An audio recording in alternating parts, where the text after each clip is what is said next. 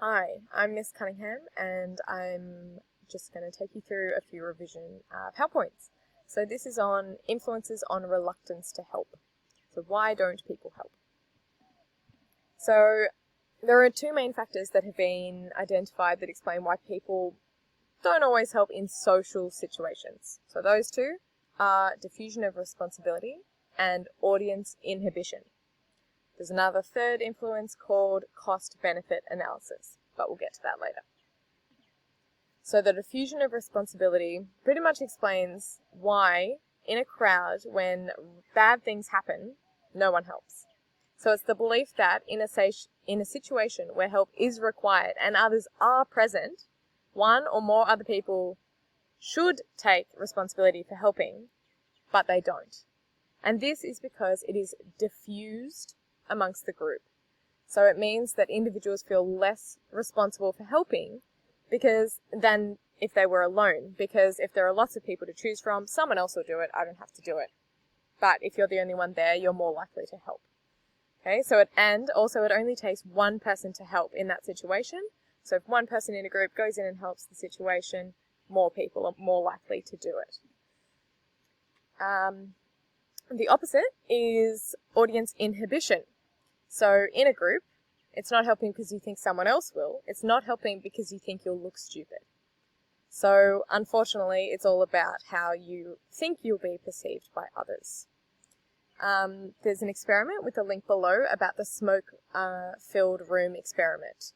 And it pretty much shows that if you're sitting in a waiting room and there are other people and it's filling with smoke, but the other people aren't reacting, you're not going to react either, it's pretty amazing to see the results. So you can see that when they're alone, they're going to have a look in the table, in the graph, they're going to go and get help. But if there are other people, they're less likely to go and get help because the other people aren't doing it either.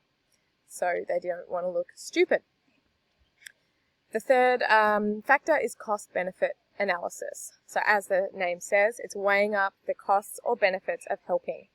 So if you are running towards the station and someone has dropped their books all over the floor, and normally you would help them, but you're going to miss your train, you've weighed up the cost and the benefits. Cost of you missing your train, but the benefit of helping them, you're probably going to keep running to the train because you can't be late for school. So that is cost-benefit analysis.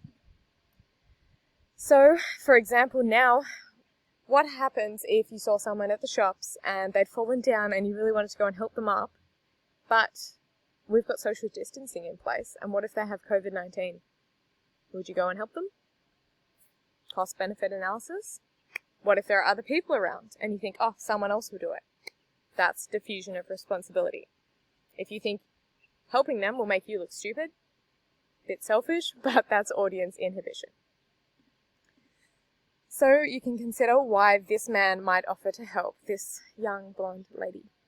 Maybe the costs outweigh the benefits, or maybe the benefits outweigh the costs. No one else is around, so audience inhibition and the bystander effect are probably not relevant in this scenario.